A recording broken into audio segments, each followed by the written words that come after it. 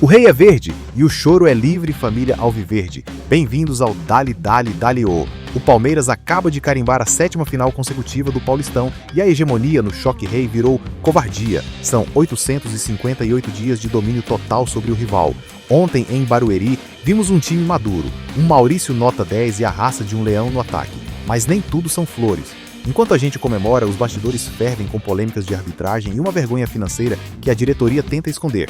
Quer saber a real sobre a final e por que o lucro sumiu? Então cola com a gente, já deixa aquele likeão, porque aqui o papo é sem massagem e sem passagem de pano. O Palmeiras hoje é um paradoxo. É um caso de estudo. Dentro de campo, uma máquina. Um time que não cansa de empilhar títulos e impor respeito. Agora, fora de campo, meu amigo, é uma coleção de erros, de amadorismo, de prejuízo. É a história de um time gigante que brilha em campo, mas que vive tropeçando na incompetência da própria gestão. E aqui a gente vai analisar isso, sem passar pano. 11. Presta atenção nesse número. Só que não é só uma estatística, é um símbolo. É a marca de uma superioridade que hoje beira a humilhação para o rival. 11 jogos. É isso. A gente está falando da maior sequência invicta que o Palmeiras já enfiou no São Paulo na história do Clássico. Com Abel Ferreira no comando, o Palmeiras simplesmente não sabe o que é perder o choque rei. É hegemonia. Ponto. Então vamos lá. O que significa essa dominância toda? Caiu do céu? É sorte? Claro que não. Isso aí é trabalho, é plano tático. É um time que sabe exatamente o que fazer num clássico.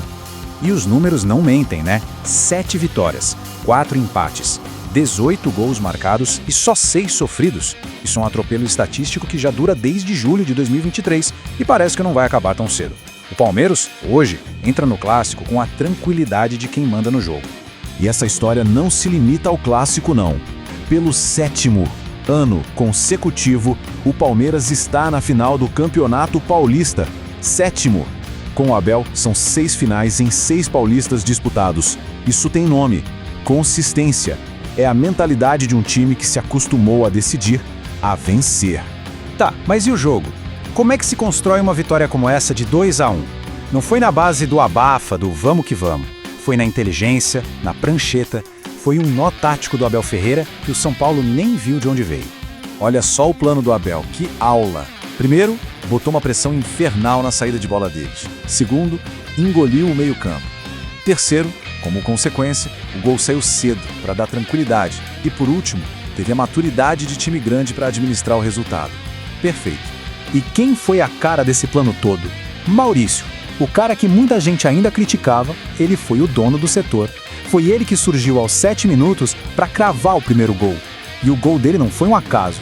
Foi a recompensa, a coroação de uma estratégia executada com perfeição. Muito bem, festa em campo, torcida feliz. Cenário perfeito, né? Completamente errado. Agora a gente vira a chave, porque a glória que o time do Abel constrói tem um custo. E quem paga a conta é o próprio Palmeiras, que virou refém de uma gestão francamente incompetente. E a pergunta que não quer calar é essa: quanto custa ser tão bom dentro de campo e tão amador nos bastidores? Custa caro.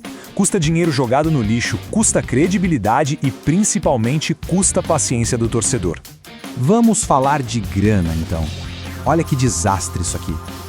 Público recorde em Barueri, quase 30 mil pessoas. E a renda? Pouco mais de R$1 milhão.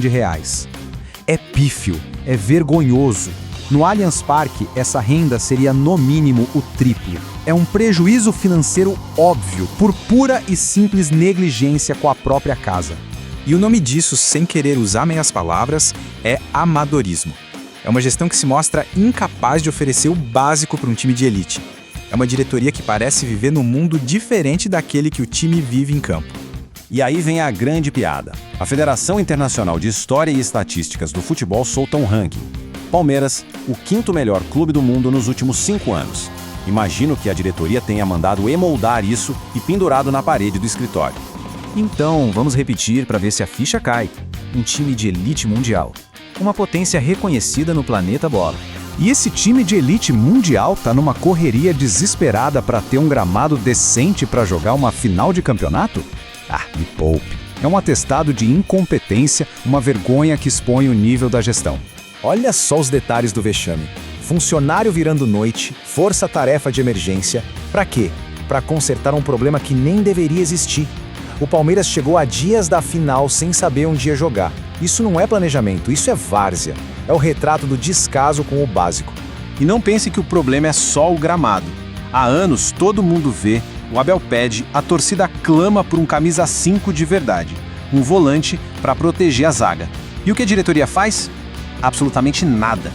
As vitórias, os títulos, eles acabam servindo de maquiagem para essa falha grotesca de planejamento. E aí? No meio desse caos, quem é que tem que vir a público cobrar? Quem tem que ensinar como se administra um clube? O próprio treinador. As palavras do Abel Ferreira depois do jogo não foram só uma entrevista. Foram um recado direto, uma aula de gestão para quem deveria saber. Para mandar o recado, ele usou o Vitor Roque como exemplo. Um talento. E ele disse, ele para mim é um leão, não um tigrinho. Precisa de muito carinho. Entendeu a mensagem? É um jogador de ponta, é um leão. Mas até um leão precisa de cuidado, de estrutura. É um pedido de socorro. E aí ele foi fatal. Ele usou a metáfora das orquídeas. Os jogadores são como orquídeas, precisam de cuidado diário, de atenção.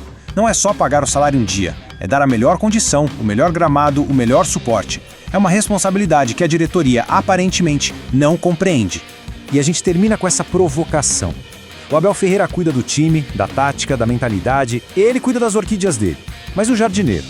Quem é que tem a obrigação de cuidar do jardim, de manter o gramado, a estrutura? Se os jogadores são as orquídeas que trazem a glória, a diretoria tem sido um péssimo jardineiro. A pergunta que fica é até quando o talento das orquídeas vai conseguir florescer num jardim tão mal cuidado? O sarrafo subiu e agora é foco total na 27ª taça contra o Novo Horizontino. Mas eu quero saber de você, o Maurício finalmente assumiu a bronca do meio-campo ou ainda precisa de mais? E essa história da diretoria economizar no camisa 5 e nos dar prejuízo em Barueri, até quando vamos aceitar? Solta o verbo nos comentários. Se você fechou com essa análise sem filtro, esmaga o like, se inscreve no canal e compartilha o vídeo com a rapaziada. Siga a gente também nas redes sociais que estão aí na descrição. Valeu pelo apoio, um abraço e... Dale, o canal da torcida Alviverde.